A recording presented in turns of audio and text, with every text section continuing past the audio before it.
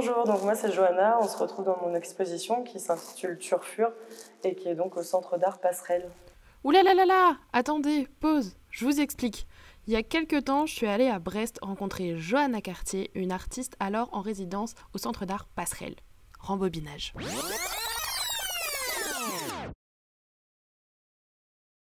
Donc du coup moi je suis en résidence à Passerelle là, pendant 3 mois. Là l'idée c'est d'avoir vraiment 3 mois en fait où je peux produire à fond dans le but d'avoir mon exposition à la fin. Chaque semaine, pendant 1 mois sur la chaîne de 8e Vestibule, on part à la rencontre de Johanna Cartier qui nous fait vivre sa résidence d'artiste. C'est parti pour le premier épisode. Mais d'abord, rencontre avec Emmanuel, chargé de communication à Passerelle, le lieu qui accueille Johanna en résidence. Passerelle Centre d'art contemporain est un lieu d'exposition, un lieu de production, de diffusion et de médiation en art contemporain.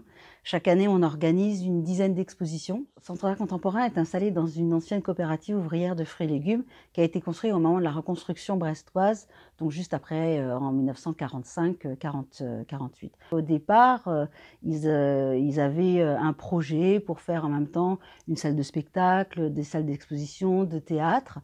Et très vite, on a commencé à choisir plutôt le milieu des arts plastiques.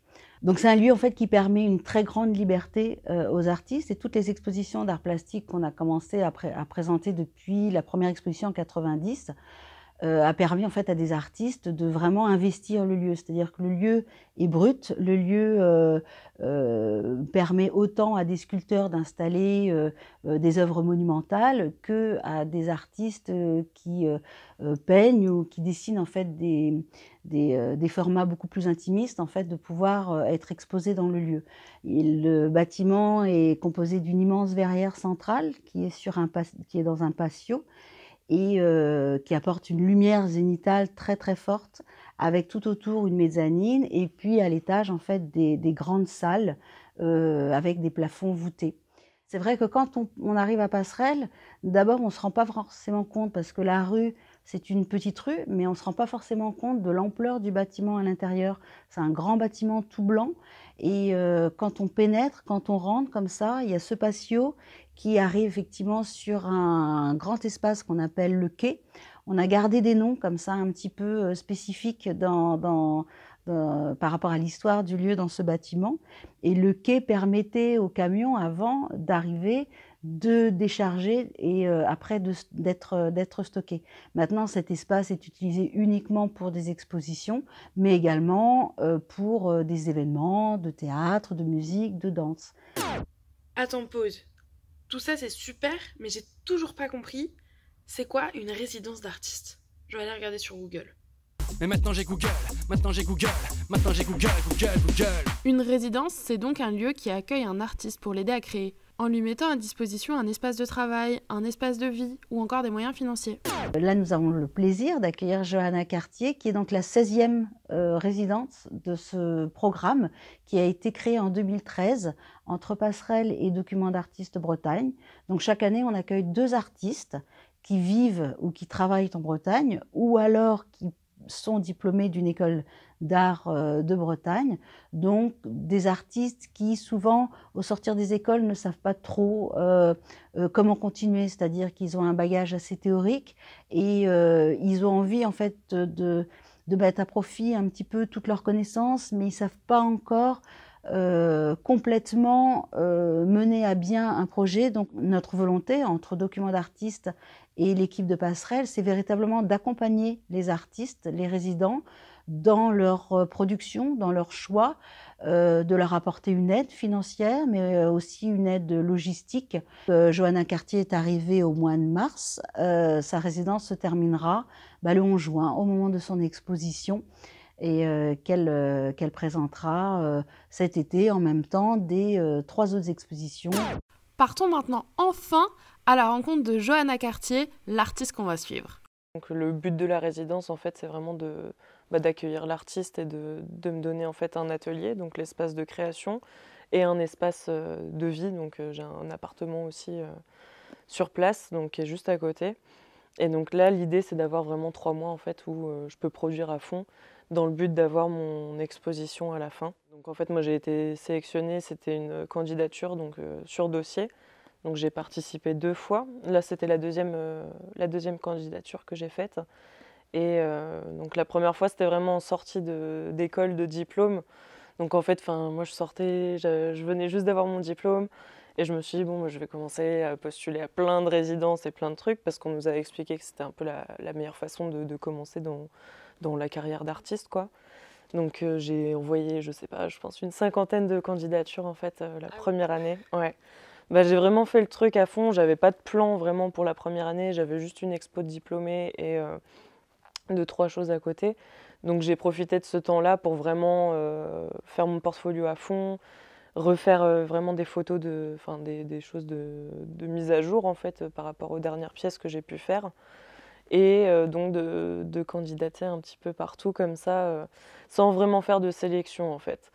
Donc ça a été un peu frustrant en fait de recevoir plusieurs refus et d'être refusée sur toutes les candidatures.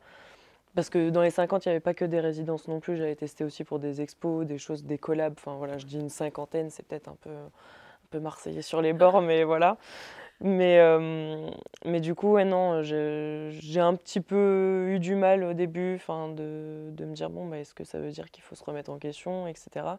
Et en fait, en discutant avec plein de monde, je me suis rendu compte aussi que bah, quand tu sors d'école comme ça, tu es tout frais. Et en général, les structures attendent aussi un petit peu de voir si tu mûris, si tu poursuis, surtout dans ta création. Parce qu'il y en a beaucoup finalement qui abandonnent en fait au bout de la première année, qui se tournent vers vers les jobs alimentaires et qui lâchent, ou alors juste en fait qui se rendent compte que c'était pas vraiment le but et qui se reconvertissent vers d'autres domaines ou des choses liées à l'art, mais pas forcément artistes, plasticiens, quoi. Donc, ouais, du coup, c'était vraiment l'idée en fait la deuxième année où j'ai postulé, donc j'avais déjà eu le temps de prendre du recul, de repenser un petit peu au portfolio, parce que forcément, quand tu le reprends un an plus tard, bah déjà tu te dis, franchement, c'est hallucinant quoi, de voir la vitesse où ça va et ton regard comment il se porte sur le dossier. Moi, c'était déjà, ça avait déjà un côté ringard pour moi et donc j'ai tout repris quoi, le côté graphique, les photos, j'ai rajouté des nouveaux projets et du coup pour Passerelle, il fallait absolument une note d'intention. C'est souvent le cas dans les candidatures, mais pas toujours. Et du coup, j'ai refait une autre proposition en fait de projet parce qu'à la base, ça peut être très libre en fait. On peut juste évoquer un petit peu la démarche et ce qu'on aimerait faire ou les questions qui nous travaillent pendant le temps donné quoi. Mais ouais, non, moi du coup, j'avais vraiment une idée précise qui suivait en fait les questions que je me posais déjà moi de mon côté. Donc dans ma pratique et que je voulais poursuivre et avoir vraiment un lieu en fait où développer ça, avoir une aide technique aussi et pouvoir vraiment foncer et rencontrer du monde, avoir un temps vraiment dédié à ça sans me questionner sur comment je vais faire pour survivre, pour manger, pour toutes ces questions-là en fait. Tout à l'heure, tu nous parlais du coup qu'il fallait pour cette résidence faire une petite note d'intention. Ouais. Qu'est-ce qu'il y avait dans cette première note d'intention ? Qu'est-ce qu'il y avait? En gros, en fait, j'évoquais par des phrases simples, mais un peu ce que je voulais comme ambiance, que je voulais un terrain de jeu, en fait, que je voulais utiliser l'espace d'expo comme un terrain de jeu, que je voulais réinjecter des questions de course hippique, de PMU, de motocross, tout ça, tout le stunt et tout, tu vois. Du coup, j'ai juste donné en fait quelques pistes comme ça, en décrivant un peu la façon dont je travaillais. Et du coup, voilà, ça a été... en fait, ça paraît simple, mais c'est un énorme travail. Rien que le portfolio, c'est long. Et la note d'intention, je pense que j'ai passé une semaine dessus à vraiment la travailler au mieux, quoi. Ça fait quelle taille? Une page à 4, okay. En format paysage. Petite astuce, histoire d'en caler un peu plus, mais que ça fasse pas pavé non plus. Mais ouais, non, une page à 4. Ah ouais, c'est encore pire parce que c'est le genre de taf, tu dis c'est qu'une page, ouais. Il faut synthétiser. Bah en fait, on ne donne pas forcément, il y en a certains, ils te demandent tu vois, un nombre de caractères ou quoi, mais là c'était libre. Mais je pense qu'une page c'est bien, ça donne assez de place pour parler un petit peu de ce qu'on veut faire. Puis en fait, tu as le texte de démarche en fait, qui est ailleurs dans le portfolio. Donc ça permet vraiment de rentrer dans les détails de comment tu travailles, quels sont les sujets que tu abordes, et ensuite de vraiment focus sur le projet pour la résidence, quoi. Dans le prochain épisode... Qu'est-ce que tu avais fait comme parcours? Genre on m'a présenté ça comme la seule option en fait. On m'a dit il faut faire prépa si tu veux rentrer dans une école d'art. Merci d'avoir regardé cette vidéo, n'hésite pas à t'abonner à la chaîne de 8e Vestibule et à partager cette vidéo si ça t'a plu. À la semaine prochaine!